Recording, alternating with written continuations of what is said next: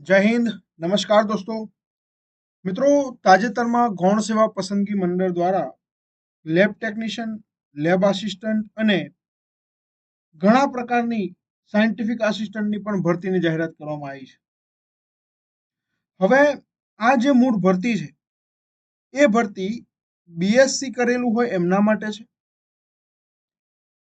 MSc કરેલું હોય એમના માટે છે અને એ મિત્રો કે જે સાયકોલોજી વિષય સાથે એટલે કે મનોવિજ્ઞાન વિષય સાથે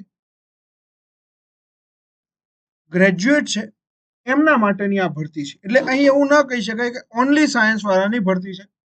અહીં મનોવિજ્ઞાન વિષય તરીકે તમે ગ્રેજ્યુએટ થયેલા હોય, એમાં માસ્ટર કરેલું હોય તો તમે આમાં ફોર્મ ભરી શકશો. એના માટેની પોસ્ટ થોડી અલગ છે, એની પછી ચર્ચા કરીશું. ફોરેન્સિક સાયકોલોજીમાં તમે ફોર્મ ભરી શકો છો.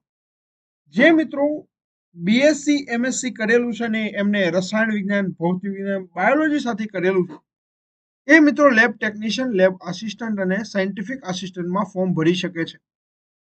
હવે અહીં વાત કરીએ જે એમએસસી વાળા છે, જે બીએસસી વાળા છે એમની, તો એ લોકો પોતાના જૂથ પ્રમાણે ફોર્મ ભરી શકે છે. પણ અહીં ચર્ચાનો ભાગ આજના વિડીયોમાં એ છે કે તમને નોકરી કયા વિભાગમાં મળશે, તમારે કામ શું કરવાનું હોય. અને ઘણા મિત્રો હજુ પણ આને એમ જોવે છે કે ભાઈ સાહેબ એમએલટી કરેલું હોય, ડીએમએલટી કરેલું હોય તો આમાં કઈ ફાયદો નુકસાન ખરું? જો મિત્રો આરોગ્ય શાખાની જે ભરતી હોય છે લેબ ટેકનિશિયનની, લેબ આસિસ્ટન્ટની, એ ભરતીથી આ ભરતી તદ્દન અલગ છે.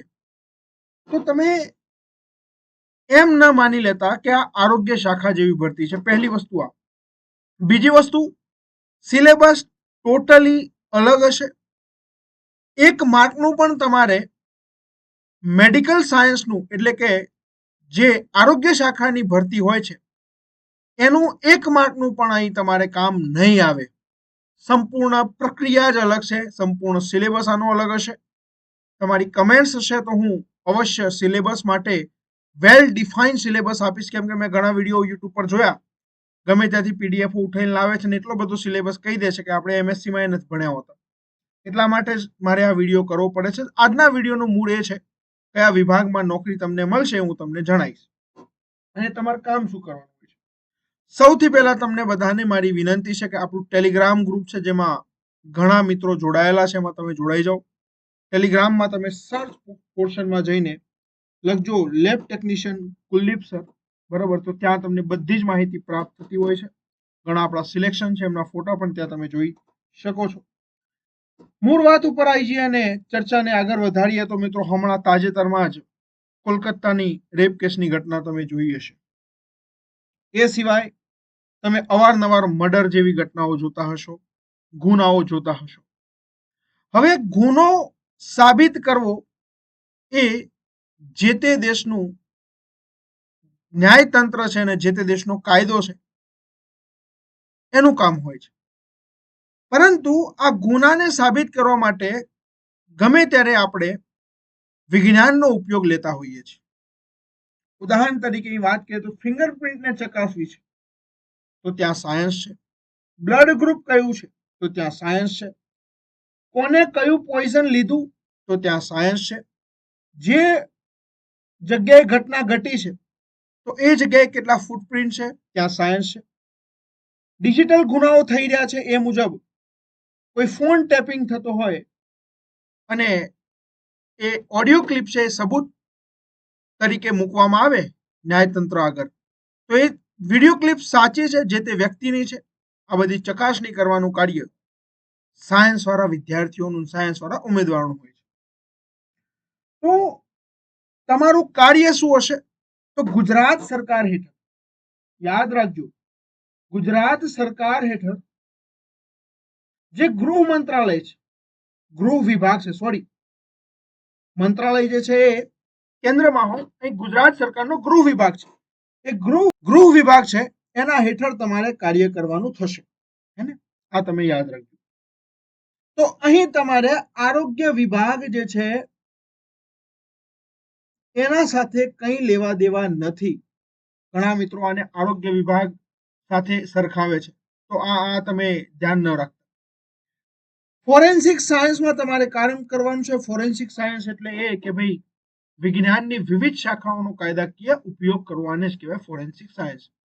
સીઆઈડી સિરિયલ તમે બહુ જોઈ હશે, એમાં ડોક્ટર ફાલુકી આવતા, એક્ઝેક્ટલી એમનો રોલ તમારા રોલની સમકક્ષ છે.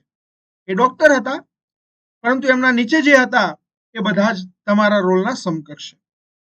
તો જ્યારે ગુનો થાય છે ને તપાસ એજન્સીઓ જેમ કે પોલીસ છે, ક્રાઇમ બ્રાન્ચ છે, બરોબર, સીઆઈડી છે, આ બધા તપાસ એજન્સીઓ ભૌતિક પુરાવાઓ લઈને આવે છે, ત્યારે એની ભૌતિક તપાસ કરવી એ તમારું કાર્ય છે.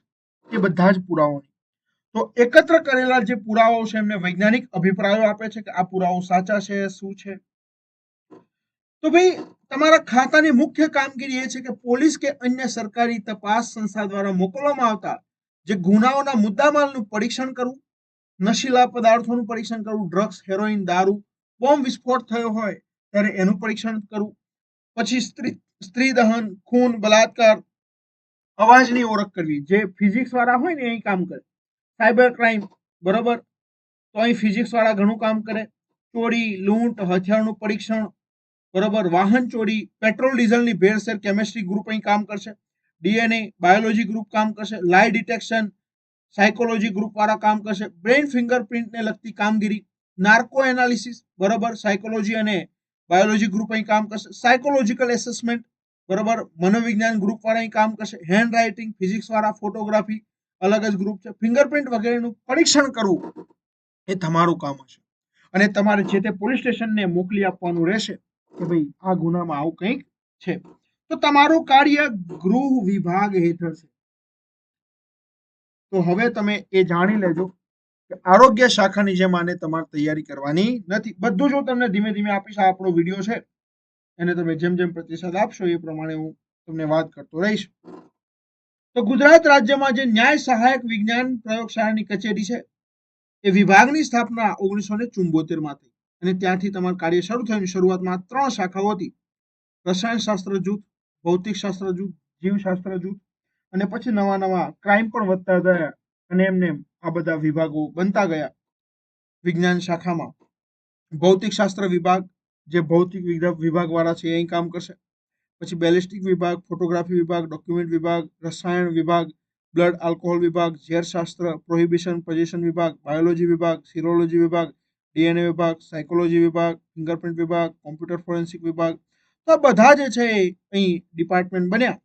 તો આ ડિપાર્ટમેન્ટના જે વડા હોય છે એ હોય છે નાયબ નિયામક. શું હોય છે ભાઈ? નાયબ નિયામક. આ નાયબ નિયામક છે એમની નીચે મદદનીશ નિયામક હશે. એમની નીચે સાયન્ટિફિક ઓફિસર હશે. હવે આ સાયન્ટિફિક ઓફિસરની નીચે સાયન્ટિફિક આસિસ્ટન્ટ હશે અને આ બધાનો પગાર શરૂ થાય છે 49,000 થી. પછી લેબોરેટરી ટેકનિશિયન હશે, એના નીચે લેબ આસિસ્ટન્ટ હશે. એટલે તમારે સારા હોદ્દા ઉપર કામ કરવાનું છે એને. તો આ તમે જાણી લેજો. સિલેબસની માહિતી, બીજી એક્સ્ટ્રા માહિતી તમારે જે પણ જાણવી હોય મને કમેન્ટ કરીને જણાવજો, હું તમને અવશ્ય જણાવીશ. તો અહીં સુધી મિત્રો માહિતીને આપણે રાખીએ છીએ, પણ ધ્યાન રાખજો કે ભાઈ અહીં છેતરાઈ ન જવાય. બરોબર, ઘણા લોકો કે હું ભણાવું, નામ કરું, તેમ કરું. કોઈ પણ એકેડમી આનો સિલેબસ પૂરો નહીં કરી શકે. 120 માર્કનું તમારે જે મેઇન છે એ ક્યારેય કોઈ કાળે પૂરું થાય એવું નથી કોઈનાથી. તો એ તમે ખાસ કરીને તમારે ધ્યાન રાખજો. બરોબર, અહીં તો છેતરાતા નહીં. ન છેતરાવ એટલા માટે આ ચેનલને સબસ્ક્રાઇબ કરી લેજો, ટેલિગ્રામ ચેનલમાં જોડાઈ જજો. બને ત્યાં સુધી તમારા મિત્રોને મોકલતા રહેજો. હું અપડેટ આપતો રહીશ. જય હિન્દ દોસ્તો, બાય બાય.